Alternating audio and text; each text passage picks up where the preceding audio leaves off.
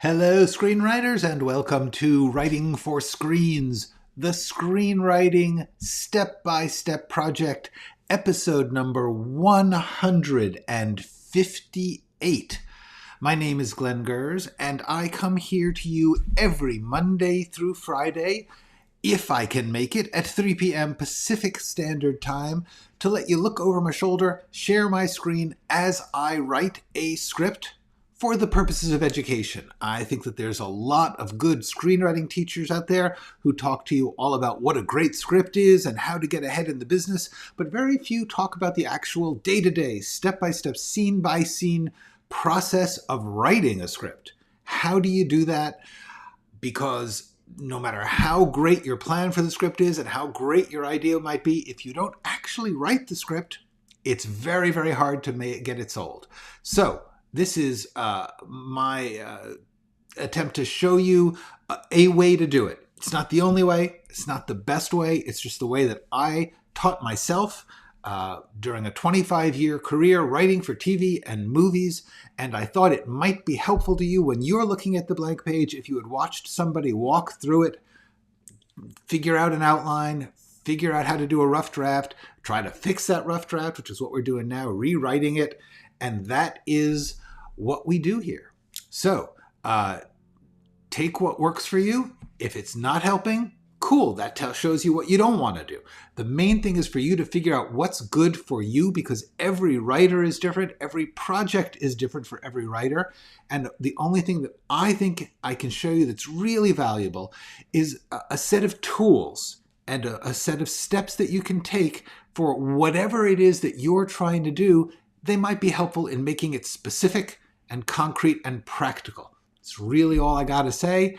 So, hello, Good Friday, good Friday to you, and good evening, Rachel, and hello, this is Kitschy. Yes, thank you. That was fun. It was exhausting. It was a lot of work to put that together, but it was fun, and I will do more like it down the line. For those of you who do not know, yesterday's I took a day off from the step-by-step to just talk about recommendations for movies and shows and things that are good for seeing how writers explore or reveal character. That was the point. Not just these are great, but character, about the center of the story being about understanding a person. And somebody had asked me about that, so I was trying to unload some thoughts. And now let's get back to writing, because we still got a script to write. Our characters are not going to get anywhere if we don't write them. So if you recall, last time we were here, I had figured out the beats of this scene, because it's a scene with many little steps in it. And so I worked out the beats, but then I didn't actually get them onto the page. I had just started the scene. So the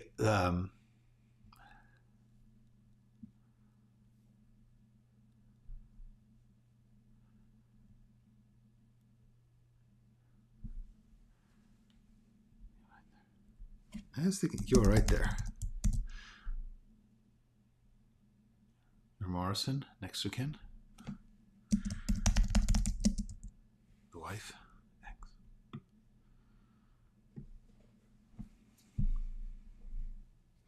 X. You're Morrison, the wife. X. Not legally. X.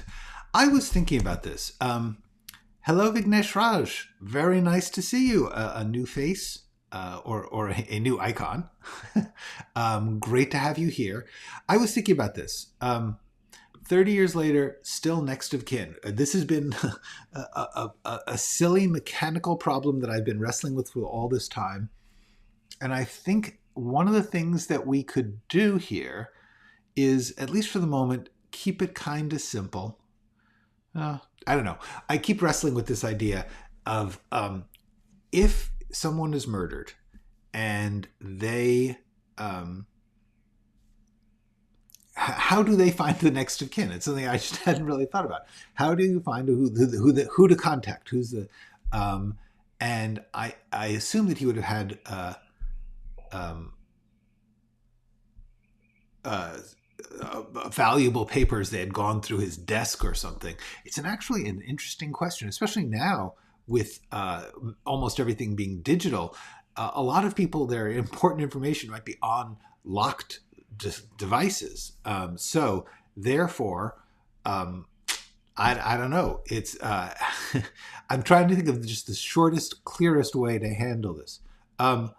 Yes, if I can answer it here, I will. If I don't feel it is helpful to do that for everybody else, you can. I will ask you to email it to me, which I will tell you how to do. Hello, Marta Toso. You did not miss much. I was just doing my traditional opening bit. What I'm trying to figure out here is, in order to explain briefly how it is that 30 years after their divorce, she's the one who gets this call. Maybe that's just something that he talks about. Because for a while I was thinking, well, what if they never actually got divorced? And I think that's not, the problem with that is that she would not let that be the case. I was going to just say, like, he never signed the papers, a classic dramatic trick. But it's not in her nature. She's moved on, and she wouldn't let it go unresolved. So I can't do that. You're Morrison, the ex-wife. You're Morrison. Elms, you're Morrison, the ex-wife. Would he call her Morrison? I mean, I want him to be brusque, but you're the ex-wife. Yeah, I think that's it. It's just no name. You're the ex-wife.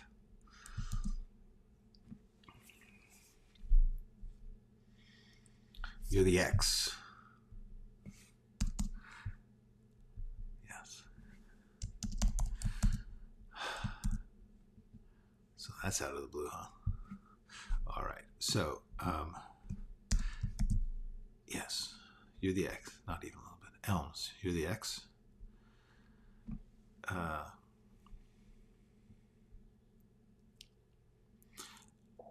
Do they do that? Do they do passport emergency contact? I didn't know that. No, the truth is, he's somebody who would have paperwork. He would have a desk, and in the desk there would be paper, because he's old enough that he would still have paper. And therefore, the only paper they would have that would be the ex, because he does not have any living relatives, and therefore she would be the one. So that's okay. I just have to write a speech that says that. Okay, let me quickly check out Vignesh's question. Do you think having a third-person narrative, first-person narrative in character-oriented story will reduce... let me talk about this briefly. Well, first of all, in a screenplay, you can't do first-person. So therefore, and this is theoretically, and I don't really like to get too crazy about it, this is about screenwriting. So in screenwriting, you got to do third person. However, in any other form of writing, could you do third or first? I would say that it is easily possible to write a story in which you are writing third person, but the rooting or empathy or attachment of the reader to the character can be super powerful. I do not think first person appears to be the easiest way to make you identify with the character, but the truth is that's kind of the lazy way of thinking about it, because just to have somebody say, I do this, does not mean that I am going to care, because I am not I. And therefore, if what they are doing is uninteresting or repellent to me, then I will not identify. So I don't believe that the key to identification is first person versus third person. I believe that it can be a nice way to work, but I don't believe it's going to hurt you to do third person. I haven't checked my passport, but I will see. Hello, Natasha. Yes, I do. I am working on a video about character, and I will when I can stop doing these things, I will be doing some more lesson videos. And one of them is on character. One of them is on dialogue. Got a bunch of them in the works. Okay, let's get this done. Therefore,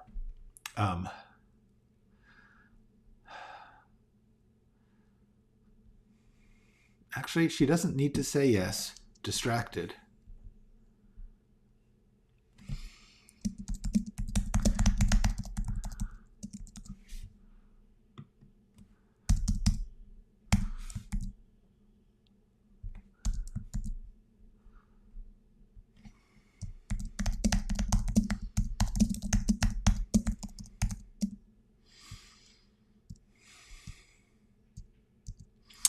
Okay, so that's good, actually.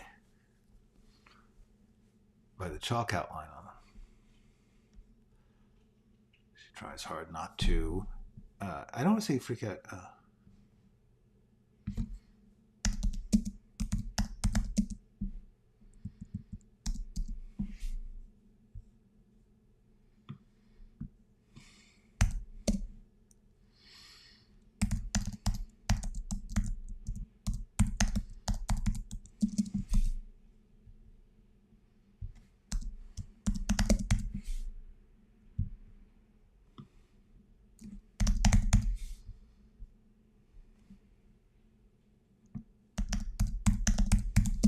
Okay.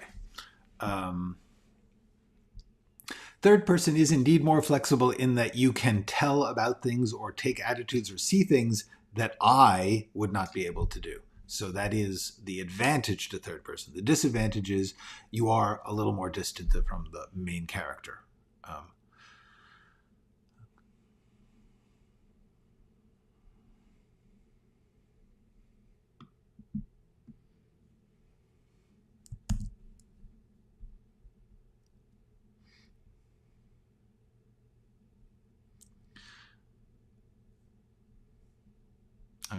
This sentence and this sentence are essentially saying the same thing, but this one is in the better position.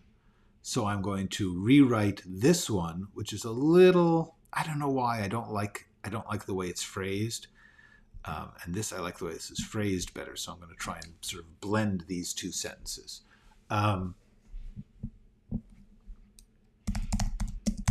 Big effort.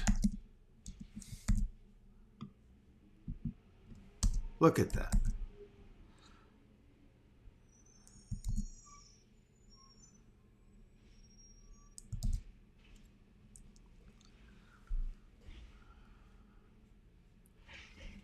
That's it. She's 1992. That's it from the beginning.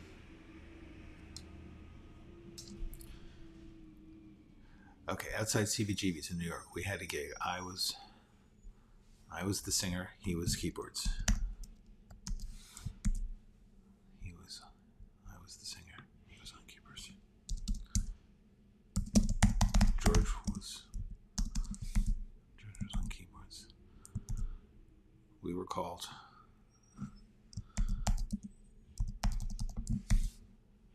The utter destruction of everything.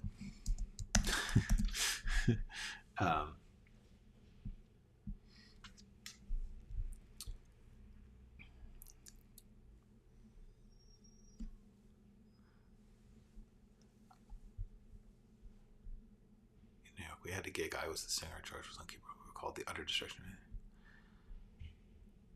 In the middle of the first song, we had a screaming fight on stage, and I walked off, and everything else was handled by lawyers through the mail. Okay, good.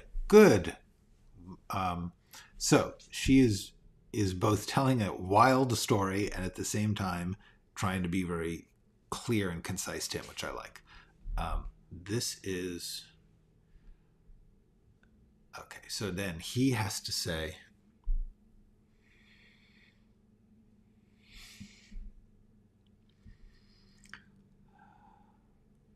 See, he was never big on paperwork.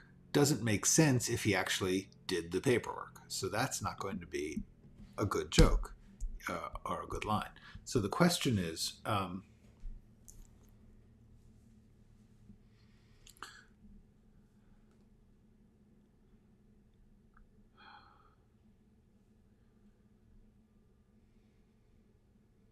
so now what I have to do is the information I know I have to get is now that she was in the paperwork and that he had no other living relatives. Those are the facts I need to work in when you're writing dialogue. This is really a useful lesson, actually.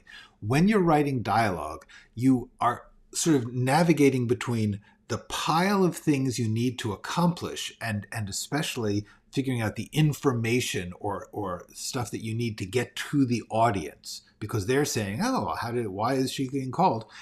And at the same time, you need to do that only in a way that is convincingly motivated by these two people in this garage needing to talk to each other. And remembering that people speak based on what was just said to them. That while you may have a pile of things you need to check off your checklist of things the audience needs to know, they need to go through that checklist, and very rarely do they have the same checklist you would. So what I'm going to do now is try and figure out it does make sense that if he is just hearing that they have not spoken in 30 years, yes, exactly, Gene. Gene, always checking me on the legal stuff. Thank you. I think that the important thing here is that he would explain to her why they called her, since it's been 30 years since the divorce. What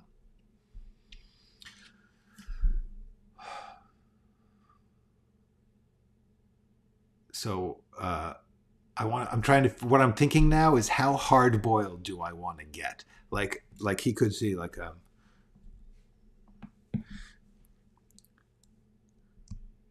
crappy way to be brought back down memory lane. Sorry. Hell of a way. Crappy way. Shitty way. Shitty way? Would he say that? Hell of a way to be walked back down. To be walked. To get back. To get back on. To get down.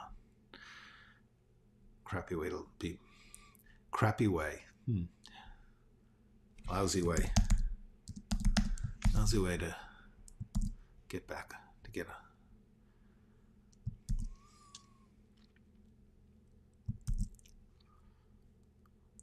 This is the last time you spoke, so. Lousy way to be. Get back.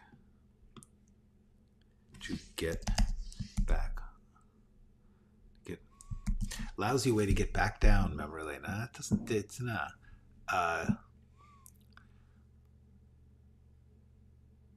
Crappy way to get put on.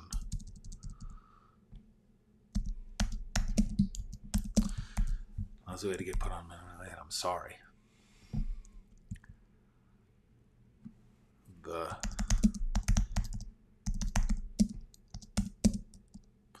paperwork in his desk didn't show any living relatives. So you're it. So you're it. This is almost a good line. He had paperwork. See, this is ugly. He had paperwork in his desk.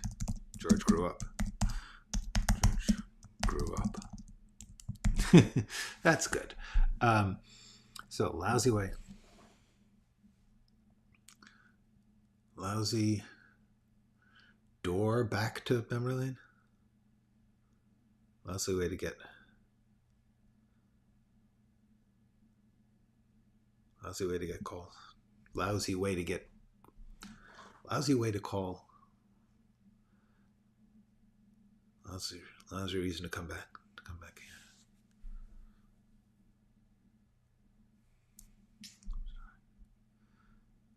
Here. Where is this? To show any other? The paperwork in his desk didn't show any of this, so you're it. So you're it. You're it. That's better.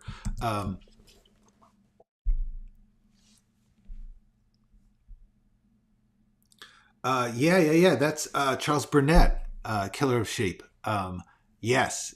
I've only seen it once a long time ago, but yeah, right. This is that Danny Glover? Way back when. Anyway, yes, it is interesting, the movies that are not easy to find, and the streaming. Very often they're legal issues, like contractual issues, which means that the things that are really good, like a friend of mine co-wrote the series Moonlighting, which is in the Twitterverse a bit now because of Bruce Willis retiring from acting, and people are saying, "Gee, remember when he broke out with Moonlighting, this TV show that was very different?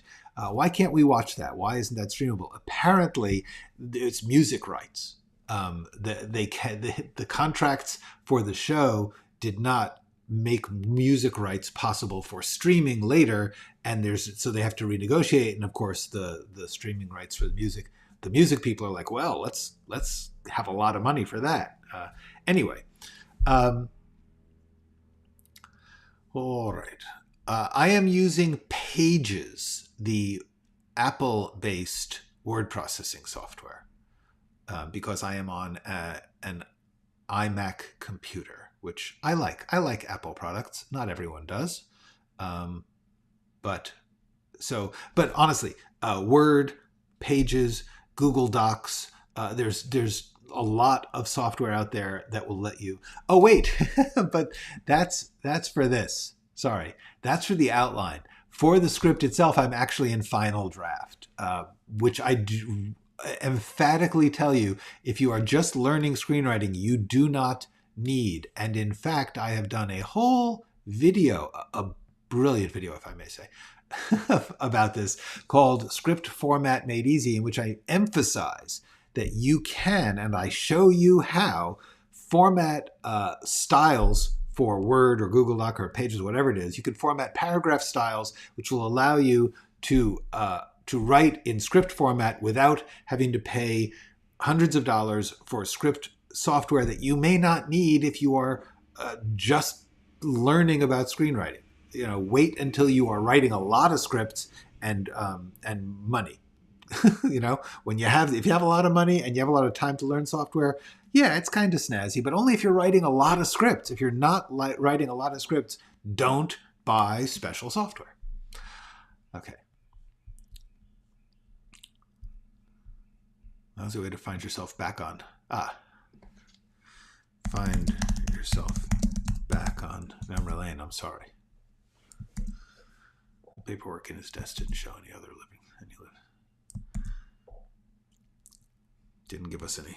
Give us any. That's more cop-like. The paperwork in his desk didn't give us any living relatives, so you're it. That's a good line.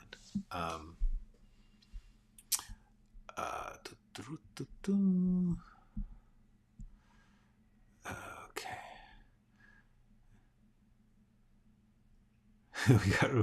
He didn't find at least one other sucker.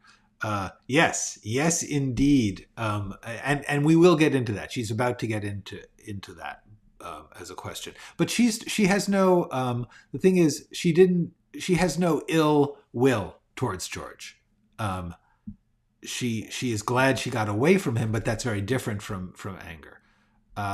Yes, Pulp Fiction clip due to a quote referenced from it. Bruce, you mean you forgot that Bruce Willis was in Pulp Fiction? Oh, he was definitely in Pulp Fiction. Yeah. Cool. Yeah. Please don't pay for software until you're sure you are going to use it and it is worth learning how to use, because software costs and it really has only one use. So if you're not using it, if you're not writing a lot of scripts, don't do it.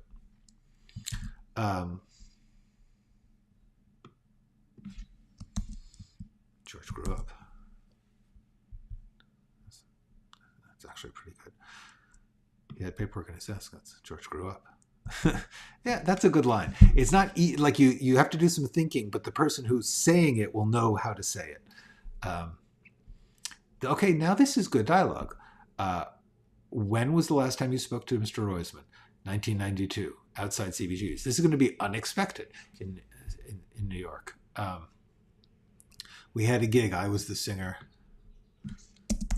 George was keyboards. We were called The Utter Destruction of Everything. We had a screaming fight on stage, and I walked off, and everything else was handled by lawyers through the mail. That's a pretty good speech because it goes someplace and answers the question at the end. Cool.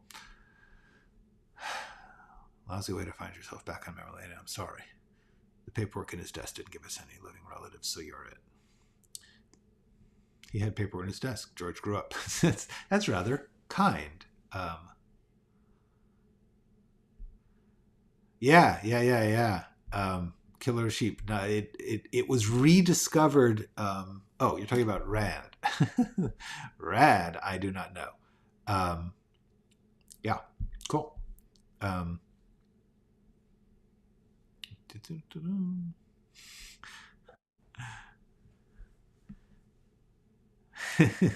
We got skateboarders here. All right.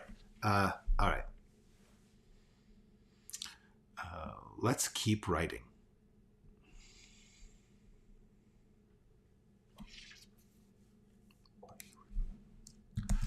But you would.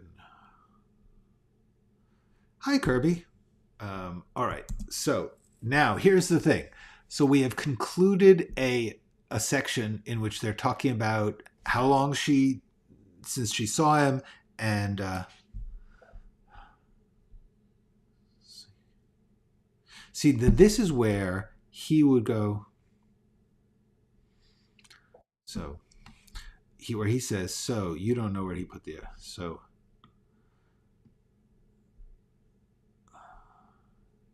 Yeah. Here's the thing. This is this little aside about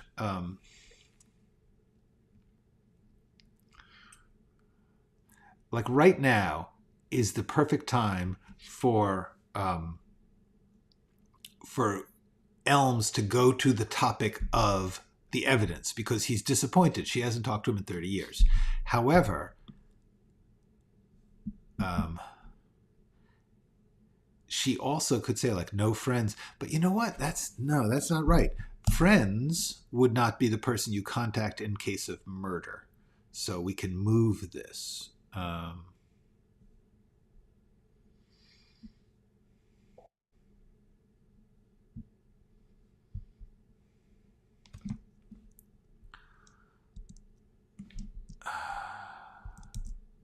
All right, so I'm just moving that down, messing up a speech, but that's okay. Quicksilver. I believe is Quicksilver the bike messenger thing with Joseph Gordon-Levitt? That was kind of fun. Any tips on making sure all of your characters have unique voices to take? Not only is it further off my the topic, but I believe somebody just asked that last session, not yesterday, but the one before. The main thing I would say is remember that. I'm sorry, I'm getting distracted by the movie gaming in the chat. Voices for characters. The main thing to remember is that every character is coming at every scene from their own point of view. And the way I would emphasize this is my video, Building Character Arcs. It's really, really important to remember that every character thinks that the movie is about them. They don't even think they're in a movie, but they think that what's happening is about them. Like when we meet someone, when we talk to someone, when we do business with someone, we are doing it from our story. We are like, I have something I'm trying to get out of this moment. That is going to give you the best voice. When people talk about voice, sure, there's lots of obvious technical tricks that you can do. giving someone a specific vocabulary that indicates where they're from or what kind of job they have or what their interests are. That's a cool way to give somebody a unique voice. But what really gives someone a unique voice is a unique interest, a unique point of view. In other words, what type of person are they, in the sense that what are they angry? Are they do they have a political frame of reference? Do they have a very social? I mean, I try and give people, like right now, I'm trying to give Elms a rather brusque voice because it is expressing his dislike of being put in this situation. So he's frankly being unfair to this woman because he's angry at the victim. That's actually both his motive, and it's going to steer the way he talks. And that's the secret to really giving someone a distinct voice. The surface, of course, is good. Short sentences or long sentences, questions or statements. There's lots of technical things you can do on the surface. But the thing that really gives a character a voice is an attitude based in their needs and story in the moment. That's the answer. Okay. Thank you. And yes, Breaking Away, by the way, one of Premium Rush, that's the one. Quicksilver is the one with Kevin Bacon. Premium Rush is the Joseph Gordon-Levitt. I like Premium Rush a little more than I like Quicksilver, but Breaking Away, that's the movie. That's the one. That is true greatness. Okay. Okay. Hi, Tavana. Made it from Norway, middle of the night. Yes, them juicy bits. Good for you.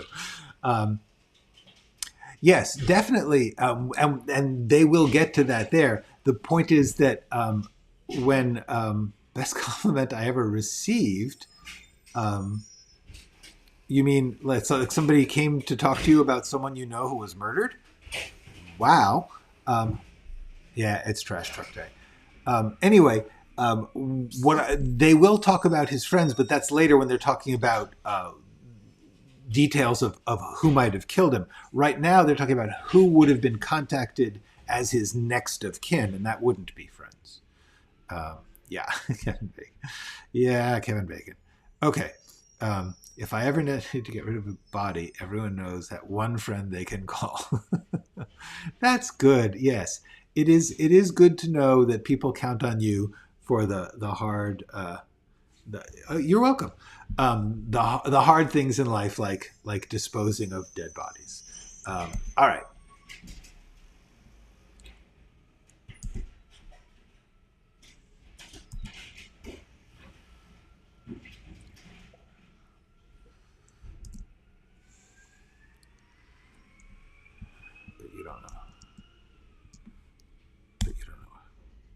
But you don't know where he put the evidence. Evidence of what? The chemistry set killer. Okay, this I do not want.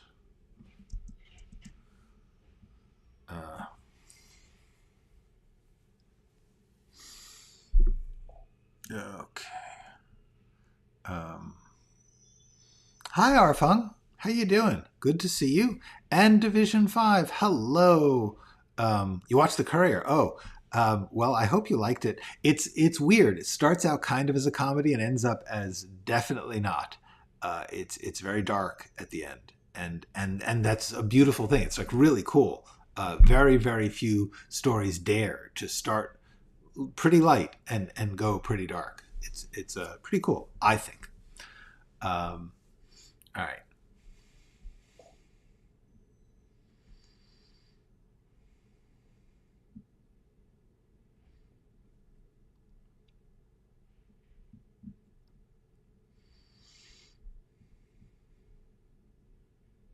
Oh yeah, Sea of Love script.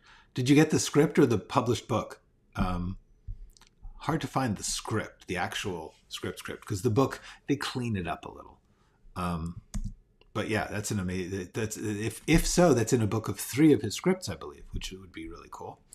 All right, chemistry set killer. So this is good up to here. because now Elms can say,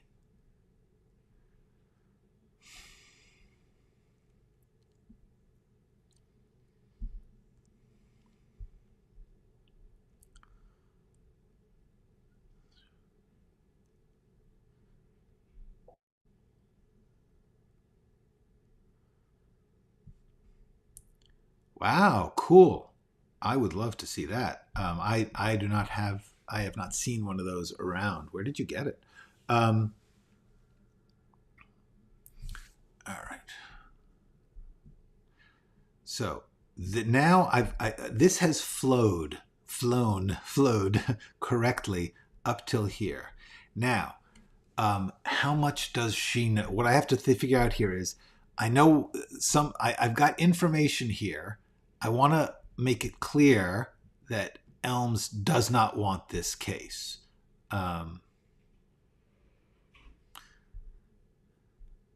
See, I think this is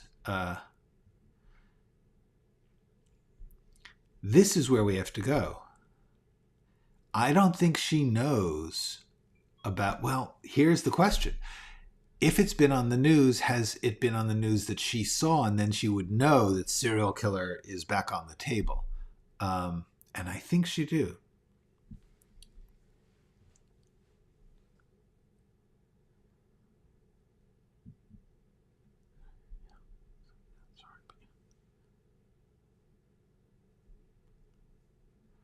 So that means,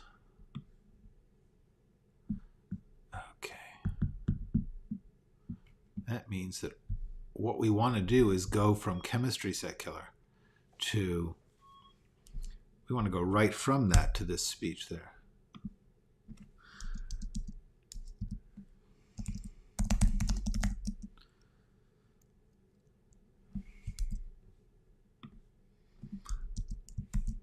All right.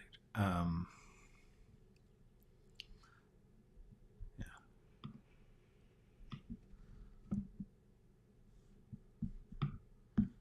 Okay.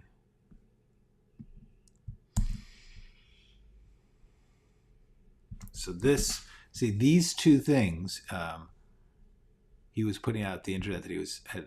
That's one thing. I went away from it and then I went back to it. So this is what I want to do here is blend this.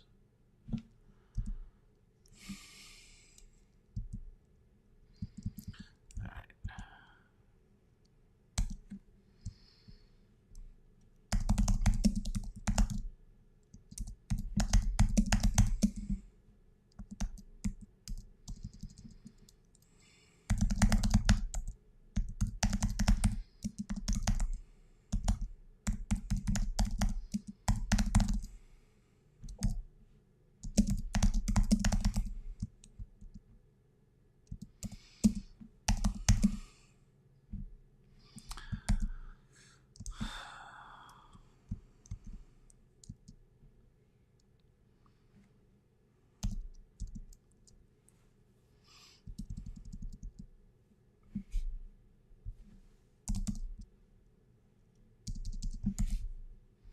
I sort of want to describe more, but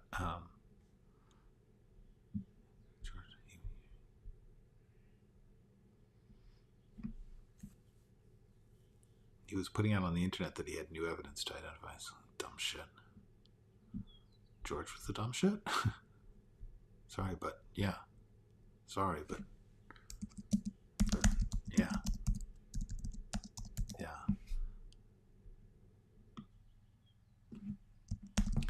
Going to the police.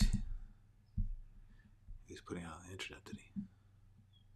Okay, so now we've got went on the internet and went on the internet. See that? Went on the internet, putting out on the internet. That's okay. I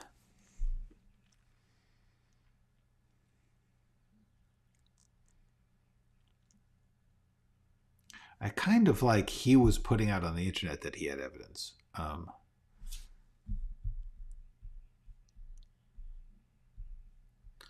was podcasting himself, right? And he was sorry, but yeah. Instead of going to the police, he was podcasting.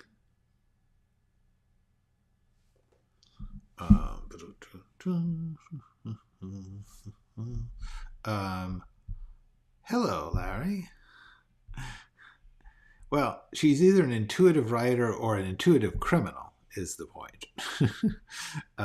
Sea of Love in a screenwriting book. Cool. Yeah, it wouldn't surprise me. It's a good script. It's very well crafted and yet rich and fairly conventional. So can't go wrong if you're teaching screenwriting.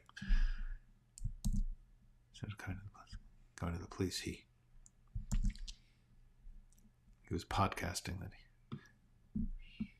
I think I have to. He was podcasting. He was putting it on the internet.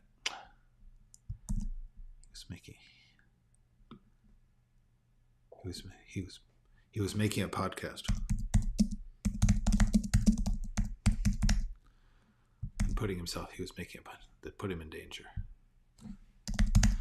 Put himself in. Instead of going to the police, he was making a podcast. He was making a podcast that put himself in danger. Instead of going to the police, he was putting himself in danger. Actually, yeah, we know, we've seen him podcast. We don't need him to say it. He was putting himself in danger.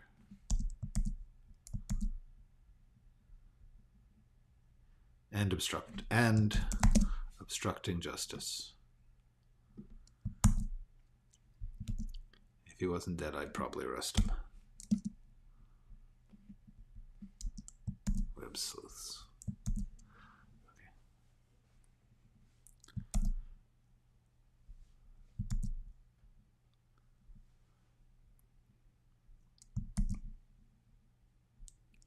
Web sleuths. Web sleuthing. Webs.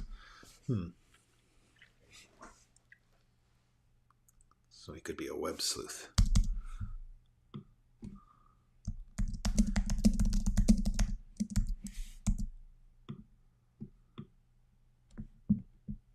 All right.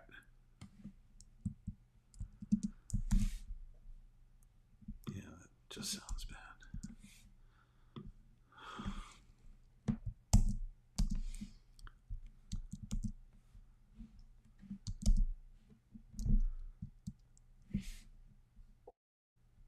Yeah, if he wasn't dead, I would probably arrest him.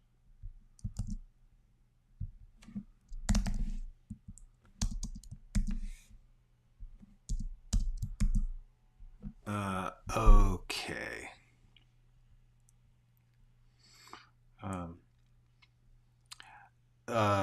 Well, we saw that. We don't have to say it, and also it wasn't the next day. But one of the things you try not to do is have people in dialogue telling the audience things they just saw.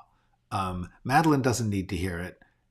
She's getting the point, and she doesn't need the details. And we saw that, so we know exactly what he was saying.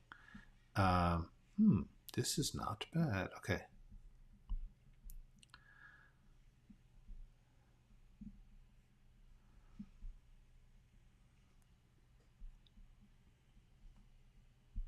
You know what? It's obviously around them, right?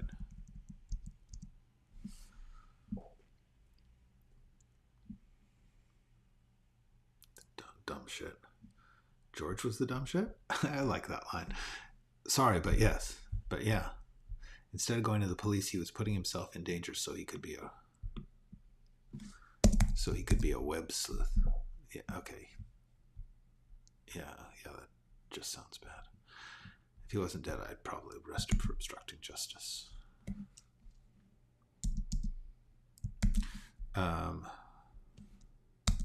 Okay, and with that, I think I'm going to start winding down because I got something to do at 4 o'clock. I've actually got a student whose script I read. Okay, Colin, intuitive criminal, yes. I've never seen Solace with two great actors. Yes, I've never seen Solace. Is it good? Interesting. Okay, so let's see what we in our. Okay. So these, okay, these are strike through. Okay.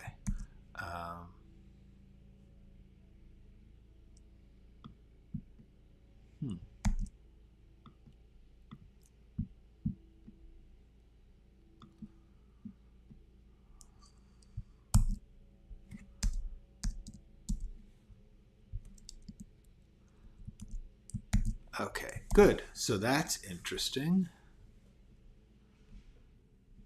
I think he would to an ex-widow. um, he's gruff, but he's also, and we are at the crime scene of this woman's ex's murder. So I'm going to give him that little bit of politeness. Also, this sorry is sorry, not sorry, if you ask me. In fact, that is kind of what this says. All right, not bad. This scene has gotten better. It hasn't gotten shorter, but it's gotten better. Okay, so that's pretty good. I still got a few.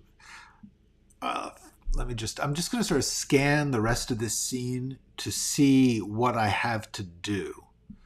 I don't know that she's embarrassed.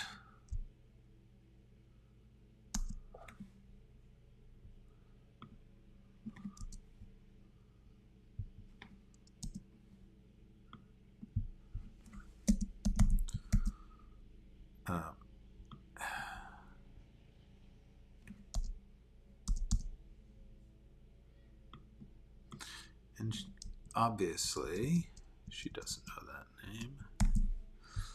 I'm not sure about this. Okay.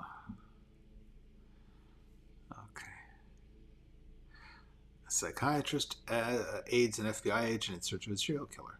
That could be interesting. Okay. Cool.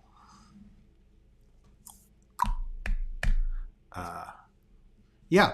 So I'm gonna head towards signing off because we made a little progress. We did that, and that is it's good to end that way. This is a holiday weekend for all sorts of major religions, and so I wish all of you happy Passover, happy Easter, happy all those things. Yeah, exactly. Why would she be embarrassed? She wouldn't be. That's why I cut that. Sometimes, in the rough draft, you write things you think that it's I think that she thinks I think my original thinking when I wrote that was that she was thinking I should have muted my phone before I walked in here. However, who's going to know that? Okay, so oops, what just happened? Oh, I just learned something about my software, that if I unconsciously hit save because I thought I was still on the document, but I wasn't. I was on the eCam, and it switched views, which is kind of neat to know. All right.